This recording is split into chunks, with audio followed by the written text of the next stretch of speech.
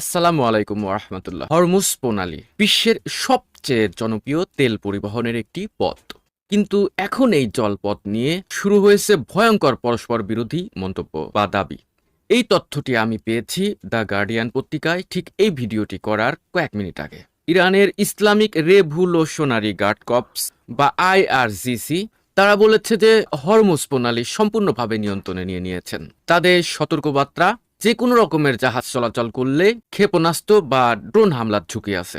Farce নিউজে প্রকাশিত বিবৃতিতে আইআরজিসি নৌবাহিনীর কমান্ডার মোহাম্মদ আকবর জাশেদ বলেন, হরমুজ এখন ইসলামী প্রজাতন্ত্রের পূর্ণ নিয়ন্ত্রণে। কিন্তু মাত্র কয়েক ঘন্টার ব্যবধানে আবার ভিন্ন দাবি করেছেন মার্কিন সেন্ট্রাল কমান্ডের অ্যাডমিরাল ব্র্যান্ড কুপার।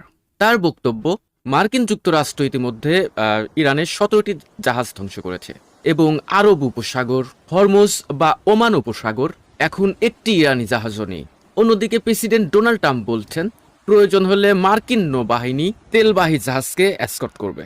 সবচেয়ে চমকপ্রদ তথ্য, যুদ্ধের প্রথম 24 ঘন্টায় মার্কিন যুক্তরাষ্ট্র যে পরিমাণে হামলা চালিয়েছে তা 2003 সালের ইরাক যুদ্ধের শক অ্যান্ড অ এই অভিযানের চেয়েও প্রায় দ্বিগুণ শক্তিশালী এবং এখন পর্যন্ত প্রায় 2000 লক্ষ্যবস্তুতে আঘাত এনেছেন।